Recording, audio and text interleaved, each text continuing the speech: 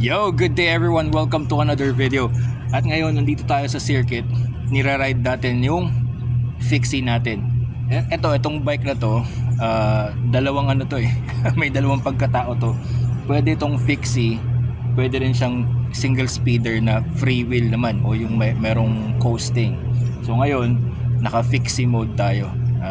Fixed gear ang ating gamit. Now, merong mga nagsasabi, nagtatanong sa akin bakit daw fixed gear bike o fixie ang nagustuhan kong bisikleta. Sabi ko, napakasimple lang yan, sex lang yan. SC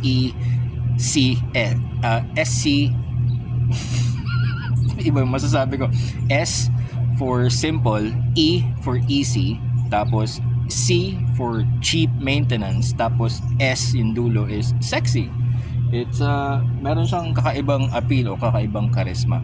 Yun nga lang, ang fixed gear na bisikleta o ang fixie ay nagiging biktima ngayon ng discrimination at saka ng hindi actually discrimination eh. Ang fixie ngayon dito sa Pilipinas ay nagiging biktima ng bad publicity. Nagiging biktima ng negative opinion pagdating sa pagra-ride ng fixie. Kasi dahil sa social media, nakikita nila yung mga nagra-ride ng fixie na nagpo-post ng mga videos about fixies, yung pagra-ride nila hindi maganda, hindi maayos. Kalimitang makikita mo dyan yung yung typical na sobrang mabibilis, singit ng singit, tapos skid ng skid. Now regarding skidding, kung ikaw ay naka-fixie tapos ikaw ay naka-brakeless, ibig sabihin wala kang naka-install na brakes, talagang kinakailangan mong mag-skid para huminto ng mabilis, yung hard quick stopping. Yun nga lang, hindi sa lahat ng pagkakataon, kasi marami rin akong kilalang mga fixie riders. Ako mismo, yan, example ko lang sarili ko, hindi ako marunong mag-skid. Ngayon, paano ako tumitigil? Well, number one, yung back pedaling o yung back pressure. And number two, hindi naman ako brakeless. Yan, actually dalawa yung preno ko, isa sa ulihan, tsaka isa sa unahan. Kadalasan yung mga fixies, ang preno nila sa unahan lang. Ako, dalawa. Kasi nga, meron akong free wheel. Yung meron akong coasting, so kapag binaligtad ko yung gulong ko at free wheel yung gamit ko, I can coast. So kailangan ko talaga meron akong dalawang brakes. So hindi ako nag-skid. Marunong akong okay, sige, aminin ko na marunong ako mag-skid, pero hindi ko sabi ko kanina hindi ako marunong mag-skid. Marunong ako mag-skid. Kahit anong bisikleta kaya kong i-skid. Mountain bike, yung mountain bike ni Commander, yung fixie ng anak ko, at saka itong aking hybrid na fixie and free wheel, kaya kong i-skid yan. Hindi ko ginagawa kasi nga yung katulad ng sabi ko kanina, nagiging biktima ngayon yung fixie ng bad reputation. Naisip ko, 'di ba? I-connect natin sa pagmumotor eh. Kasi sa pagmumotor naman, ang mga big bikes saka ang mga sport bikes nagiging biktima din ng bad reputation.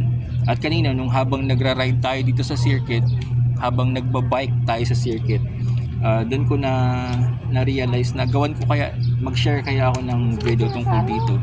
Kasi na-realize ko na, alam mo, wala naman talagang kasalanan yung bisikleta, walang kasalanan yung motor. Kung ito man ay fixie o kung meron man akong sports bike or big bike, actually wala naman talaga silang kasalanan, kasi yung bad reputation nasa gumagamit.